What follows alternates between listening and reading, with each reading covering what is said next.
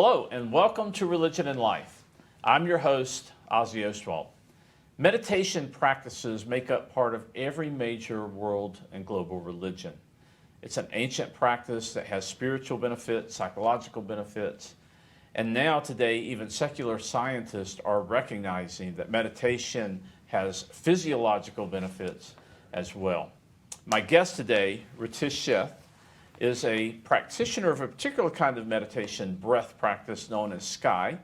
And he's here to talk about not only that meditation practice, but meditation in general. So thank you, Ritesh, for joining us. Thank you for having me, Ozzie. So you are here at Appalachian State University. You teach business science and data analytics. That's correct. Which yes. I think qualifies you perfectly to talk about meditation, right? So we appreciate your service here, and thank you for coming today. Appreciate it. I learned about you because I saw an advertisement for a meditation retreat that's actually coming up this weekend. Yeah. And I think it's going to take place out at the Art of Living Center, or is it going to take place on campus? It's actually a live online course. Oh, okay, Yeah. okay. Well, we've got a little graphic here that shows, I think, the advertisement for the meditation retreat. And also, I thought this was a neat kind of graphic, and I'm not sure what it means. So I thought you might just start by telling me about this. Sure. This graphic here. What's going on with that? Okay. Okay. Yeah. The graphic is. It looks like it's a brain of some sort. Oh yes. And in different parts of the brain, if you will, the mind. There's different skills that we want to develop, especially as college students, faculty, staff. We want to develop like team skills, stress elimination, stress management, how to work with others, overcoming addictions, leadership skills, especially through volunteer work, decision making, working with the intellect, dynamism. So the sense of having outer dynamism and inner silence. Right, or inner peace. Right. And so dynamism, creativity, and innovation. So being able to harness that creative energy, right? So, and then innovation, coming up with really creative ideas, managing emotions, and understanding how the breath can actually help control emotions versus what's usually happening to us is the emotions are controlling. I'm well aware of that part. Yeah. And then lastly, time management. So being able to I think oftentimes be so present to right now that we're not worried about some moment that doesn't exist, or we're not dwelling on the past, but I'm able to give you my 100% right now. Wow. Yeah. That's a lot. I mean, I think just and I love the way you've put it on a brain here, because it really does affect the way we think, the way we process information. I think I've been doing meditation wrong all these years. It's probably why I've never been successful at it. I've tried to sit and clear my mind of all thoughts, and that's okay. But Sky meditation, which is what this retreat is something different. So maybe, or at least from what I've tried before, maybe you could sure. just outline what Sky stands for, what it's all about. Okay. Yeah. Okay. So Sky stands for, in Sanskrit, it's the Su Darshan Kriya. Su means proper, Darshan means vision, and Kriya means purifying action. So Sky is really a technique through the breath to give you a clear vision, if you will. So it helps to remove the negative tendencies of the mind, helps to remove the stress, remove the anxiety, remove depression. It helps to remove all these things that weigh us down.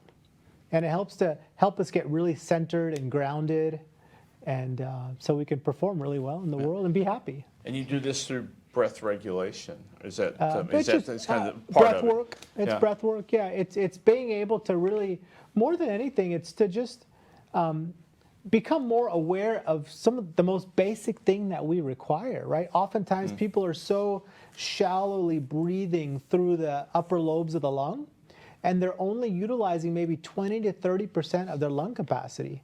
And that oxygen is what fuels the mind, the brain, the intellect, and the body, especially for college students. It's so important. Right. The idea is that we typically utilize 20 to 30% of our lung capacity, and through Sky, we're able to utilize 80 to 90%. of our lung capacity. It's That's so amazing. powerful. Yeah. That is amazing.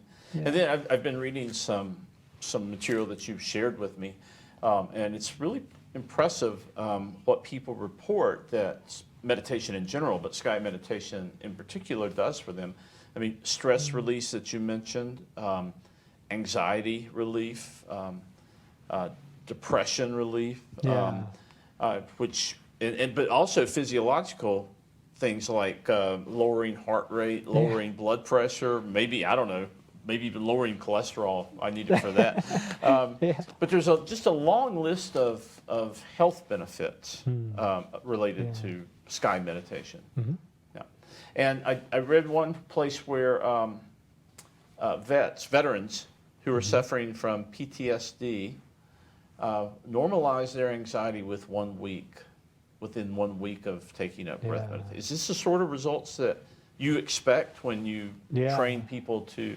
Oh, absolutely. I mean, I myself personally experienced it. I was on a scholarship in graduate school when I first came across the technique, and people were dropping out of this program. And what I found is that after experiencing sky, the breath work, I was able to just completely relax, and that stress had just completely melted away. And I went from, like that shallow breath, or oftentimes when people are kind of sighing after a breakup, it's like I was able to just relax. I was able to fully breathe through the belly and exhale, and I just felt like at ease, like that stress in the shoulders melted away. I was able to fully breathe, and it's just so profound because it's an experience. It's the experience of fully utilizing our lungs, and in essence, after we've reoxygenated the cells in our body, through the breath, we're able to realign our nervous system.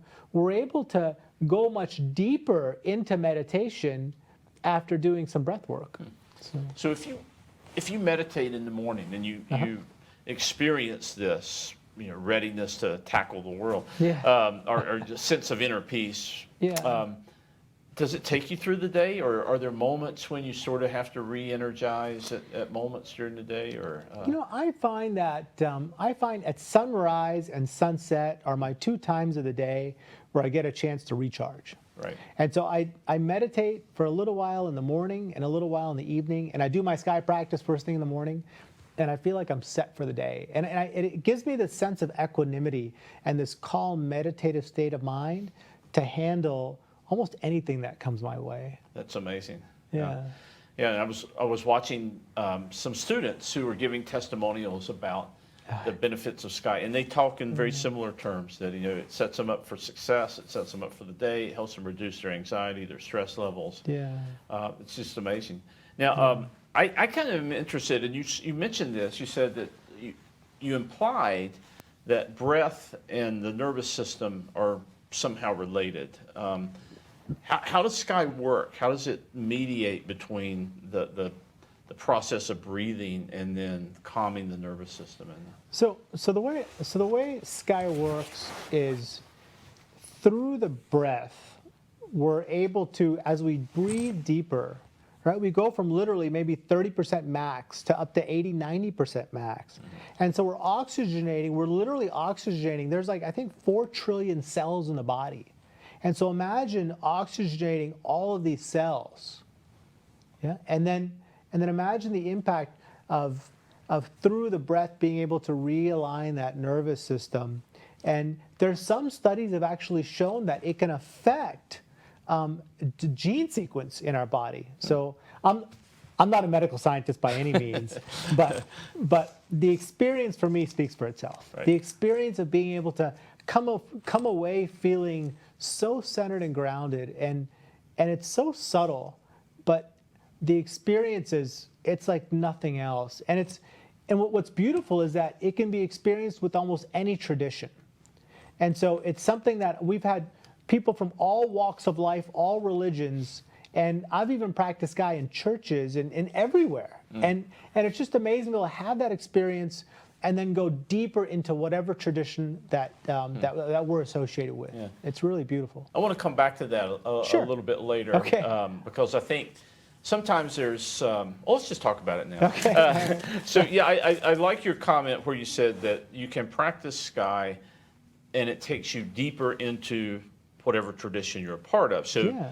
I think there's sometimes the impression that meditation in and of itself is a religious practice and part of maybe the Hindu religion or the Ayurvedic tradition, which it does come out of, right? So how is it that a ritual and a practice and a discipline that comes out of one tradition can then open up to multiple traditions or any tradition?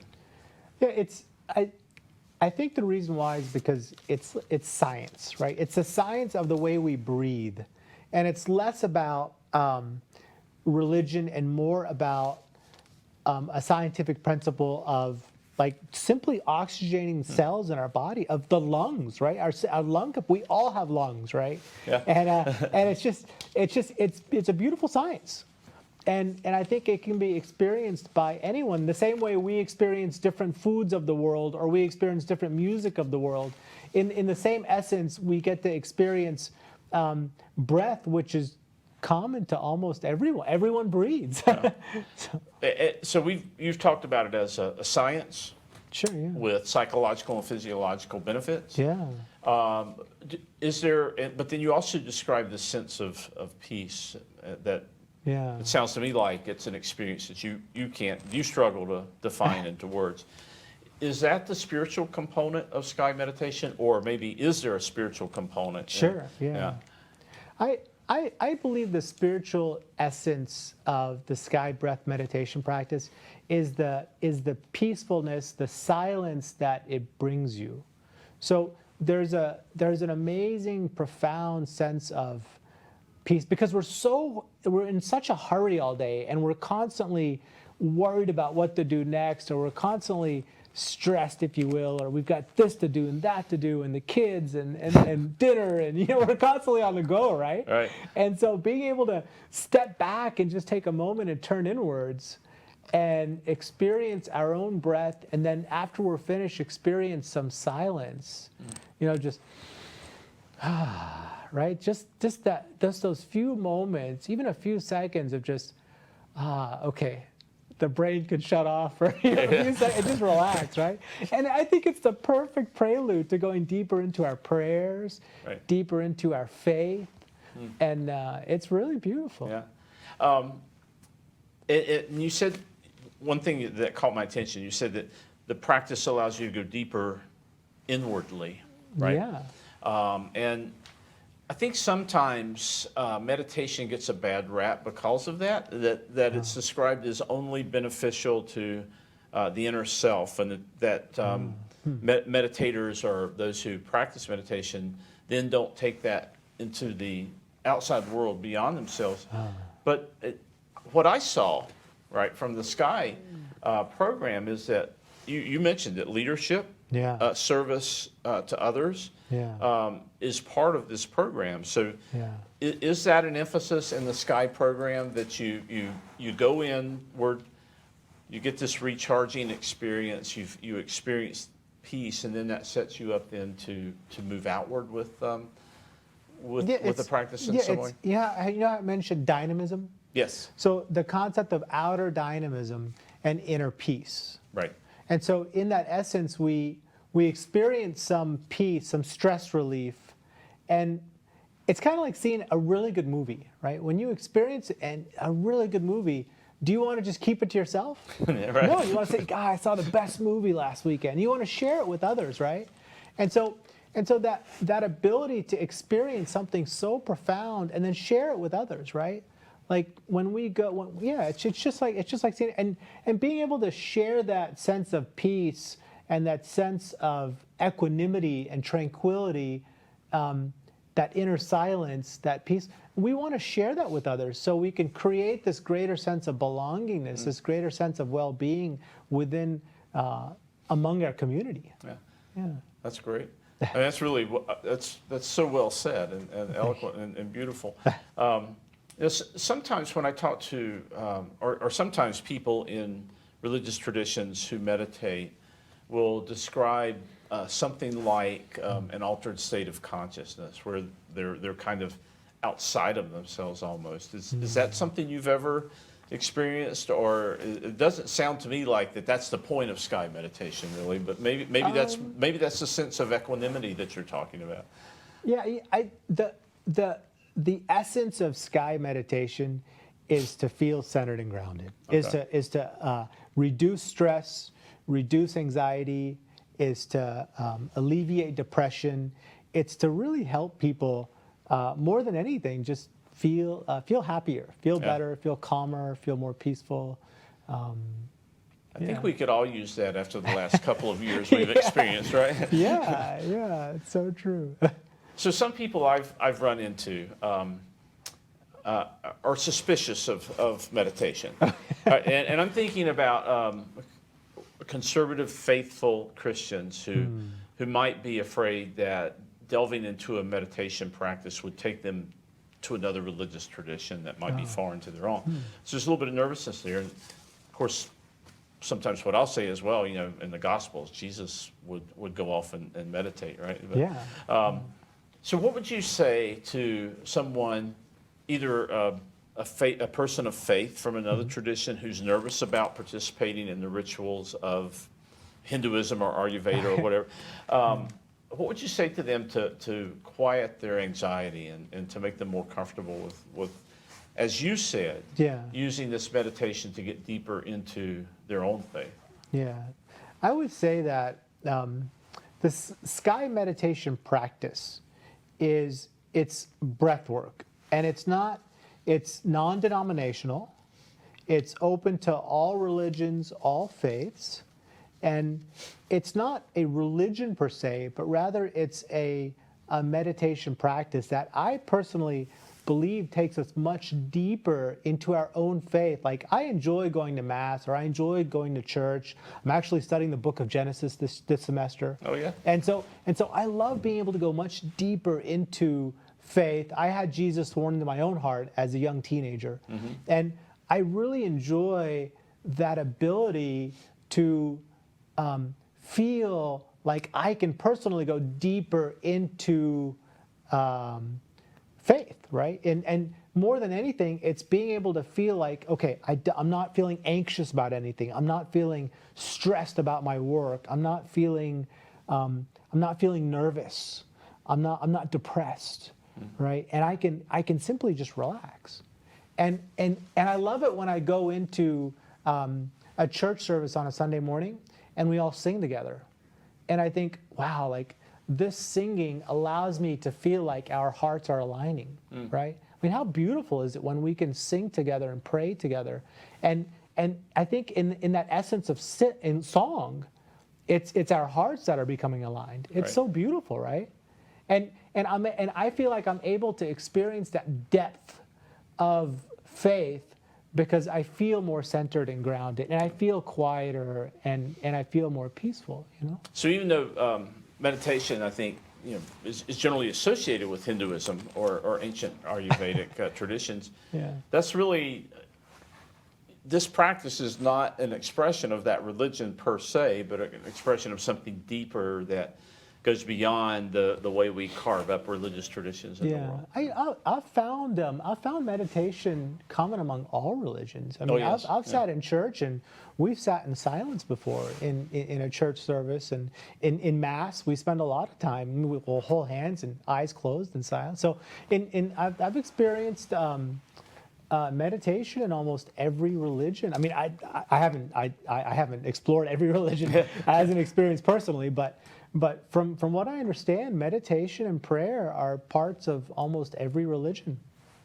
No, I think you're right. You're absolutely right Yeah. that meditation and prayer are parts of every religion. And do you see them as similar expressions of something? Is prayer a type of meditation or vice versa?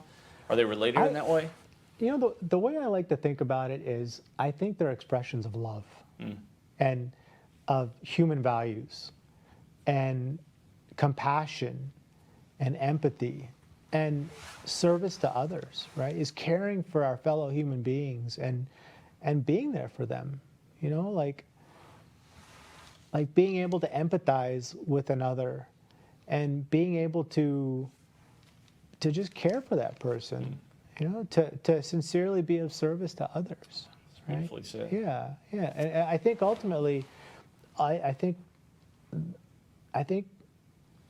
to me it's I mean, when Jesus was crucified on the cross, it's the ultimate sign of compassion, right? Of love for our fellow human being.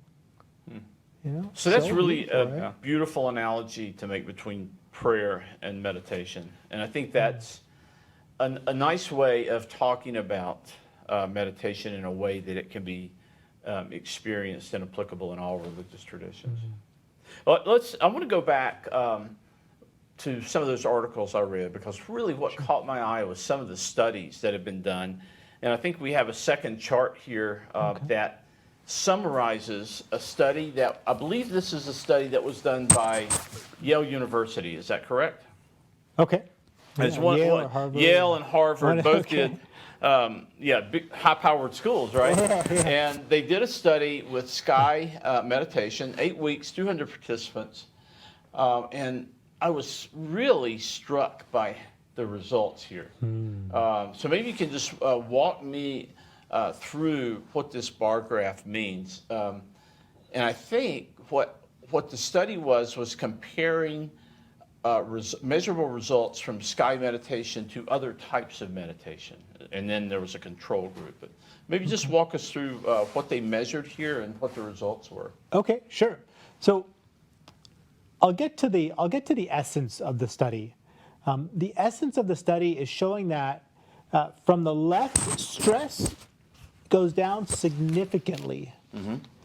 And you'll see that green bar that's going down with that white arrow, showing that stress is coming down significantly. The same thing with depression. So the rate of depression goes down significantly through the Sky breathwork technique.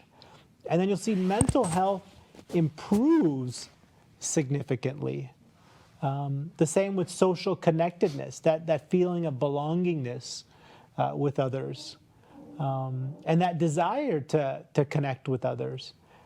Same with positive emotions; emotions improve significantly. And then finally, mindfulness, right? That ability to be present to this moment. So it appears that multiple very important human values have improved through this breathwork technique. Yeah.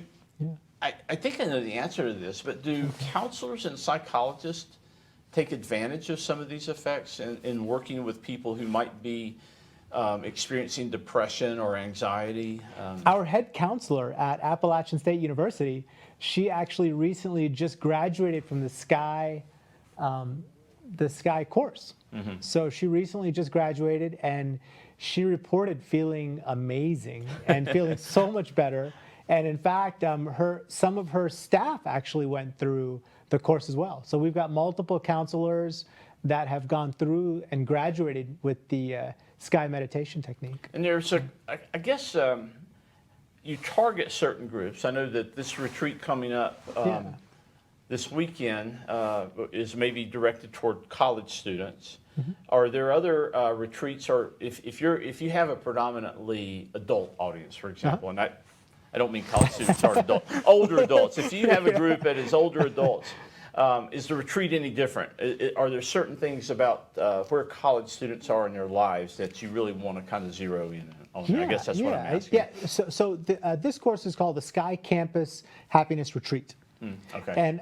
And the Sky Campus program is hosted by the International Association for Human Values. It's called IHV, and it specifically focuses on stress management, improving focus and concentration, improving these specific categories of stress, depression, whatnot. The audience is for Sky Campus is directed at students, at faculty, and staff, and so it's open to all adult age ranges. Right. Yeah. Wow, sounds fascinating. So what's this is actually a remote retreat as well that you were describing to me earlier. So you're going, Yeah. you won't be in person for this retreat. Is that correct? Well, so the course is traditionally taught in person. Right. It's taught in it's taught on several universities throughout the world, actually, and for because of the pandemic. Because of COVID-19, we're doing it as a live online course, just like most lectures at Right. App State. I'm doing Zoom calls every day Right. for my lectures right now, and so for now we're doing it with live online, and hopefully by this summer we'll be back in person. And we've Right. got actually an active club at Appalachian State University called the Yes Meditation Club, Oh. and yeah, it's pretty cool. And there's locally here, and I want to ask you this before we leave. There's a retreat center called the Art of Living Center. Yeah, it was right on the tip of my tongue. It's a beautiful facility. Yeah. I visited there before. Is this associated with Sky, or is it sponsored this form of meditation on site some? Yeah, so the Yeah. Sky Technique is also taught at the Art of Living Retreat Center, Okay. and it's also taught at several different organizations around the world. So it's taught in hospitals and corporations and universities and government agencies. It's taught at several different places around the world. It's, Wow. yeah. And your retreat's a 3-day retreat? It's a Friday evening and a Saturday, Sunday afternoon. Perfect times for college students. Yeah. So what would what would a student who comes to this retreat expect? I mean, what would the weekend entail? Yeah, so we actually, on this upcoming course this weekend, it's Friday evening, 6:30 to 9:30 p.m., and Saturday, Sunday, 3 to 6 p.m. We've got students as well as faculty registered for the course, and what they'll entail is basically having a live instructed Zoom session because of the pandemic, and they'll get a chance to learn different breathwork techniques. They'll be able to learn some wisdom and knowledge to improve their lives and handle stress, and That's great. yeah. I know it's going to be a remarkable retreat. Thank you so much. Yeah, I was thinking hope about so. doing it myself, but Oh, yeah, your my daughter- daughter's coming into town, so I'll be Yeah. spending time with her. Yeah. I wanted to end with this quote that I found. Okay. It's by Houston Smith, who is a famous scholar in global religions, and he translated the Bhagavad Gita, Oh, beautiful. and he described meditation, reflecting upon a passage from the Gita. So it's a short passage. I'll Okay. read it, and then maybe we can end on that. Okay. The mind is like a lake, and stones that are dropped into it raise waves. These waves do not let us see who we are. The waters must be calmed. Meditation quiets the waves. Is that an accurate description of meditation? Quieting the waves that keep us from being who we can be and seeing who we are? The waves are stresses, are anxiety, are the things that are causing us major mental disturbances. Or the waves are what prevent us from being happy, All right. right? And so the waves, the idea of like seeing a pond, you know, when the water's real calm Oh, and you yes. can see a reflection in the water and enjoying the peace and tranquility of a beautiful, just like a glass pond or lake, or you know, in the morning, early morning, it's just glass. Oh, yes. It's your mind is that just peaceful and tranquil. It's so beautiful. So Well, that's a wonderful way to end. Yeah. Yes, I thank you so much, and I know Yeah. you're going to have a wonderful retreat this weekend. yeah, so thank you good for very much for having me, Ozzy. It was And great thanks, meeting thanks you. for your work with the students. Yeah, That's wonderful. thanks. Looking forward to it. Well, that's it for Religion and Life this week. I hope you'll join us again here on App TV next week, when we will continue to explore the relationship between religion, culture, and society. Until then, this is Ozzy Osbourne. Nothing is yours.